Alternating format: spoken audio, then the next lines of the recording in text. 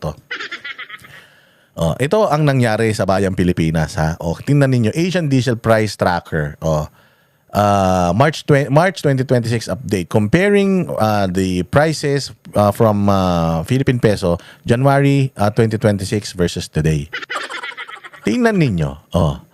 Philippines, Laos, Thailand, Vietnam, Singapore, Malaysia, Indonesia, India, Japan, and South Korea. Tingnan nyo yung sa Pilipinas. From 54 pesos, napunta sa 129. 97% ang itinaas. Niloloko tayo ng gobyerno. Bakit? Parehas lang naman ang krisis na nararanasan ng mga Southeast Asian countries. Pero bakit ang Laos na 52 pesos yung kanilang langis, tumaas lang ng 33% at 69 pesos? Bakit ang Thailand, 48 sa kanila, tumaas lang ng 30 pesos o 20 plus pesos, 46%? Sa Vietnam, tumaas lang ng 35%. From 42, 57. Si Cambodia, from 85. Mahal kay Cambodia. From 85, naging 98 lang. Kay Singapore, mahal talaga ang Singapore kasi ang taas ng tax dyan eh. Oo, kaya ang presyo ng gasolina sa kanila 110, naging 142, pero 29% lang ang tinaas. Malaysia, grabe, 28. May sarili naman sila sigurong masarili silang kuhanan ng langis. Pero ang tinaas lang nila 45%. Indonesia, ang itinaas 5 piso lang. Ang India, ang itinaas naman 20 pesos lang. Si Japan, ang tinaas 20 pesos lang din, 20 plus pesos, 38%. Si South Korea, ang itinaas 30 pesos lang at 34%. Magtataka ka, bakit ang Pilipinas nagtaas ng 97%? Ibig sabihin, ginagago tayo. Ibig sabihin, tinatarantado tayo. Hindi naman talaga dapat magtaas, pero bakit sinobra nila yung taas? Kaya nila sinobrahan yung taas para magkaroon ng krisis, para magkagulo sa Pilipinas, magkaroon sila ng paraan para i-activate yung special powers, tapos, boom, ayuda.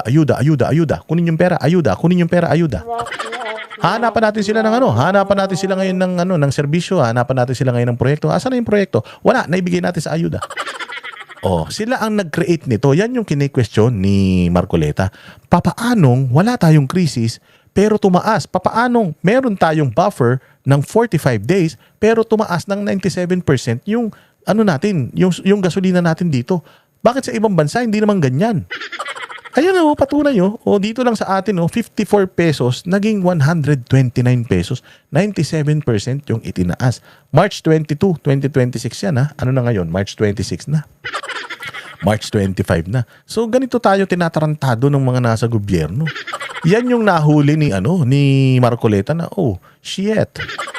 Bakit tumaas tayo ng ganito? Mayroon pa tayong stock Nabili pa natin yung stock na ginagamit natin ngayon. Nabili pa natin yan ng mura. Bakit itinaas nyo? Pucha, oportunidad yun sa kanila. Kumita na sila. Nakapag pa sila, state of emergency pa sila. Meron pa silang special powers. Pucha, yan. Sabi ko sa inyo, kumikitang kabuhayan. Palakpakan. Tayo lang ang tumaas.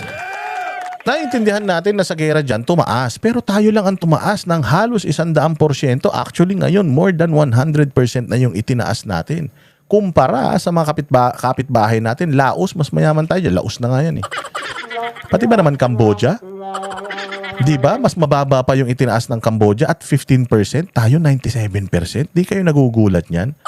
Itong krisis na nararanasan natin ngayon dito sa Pilipinas, kung dito ka magbabase, gawa-gawa lang nila yan. Yes, ginamit nila yung krisis doon sa ibayong dagat para palabasin na na delikado tayo.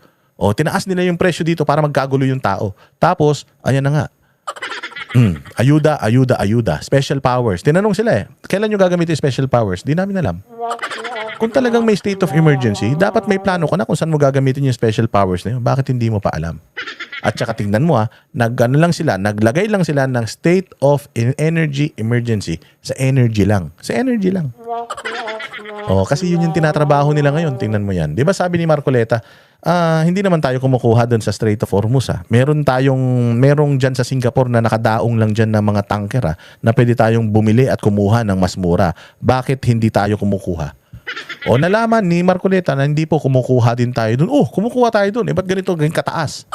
Ba't naging ganito kataas yung ano natin, yung 100% yung itinaas ng gasolina? Ba't ganun? O, dun sila nahuli kahapon.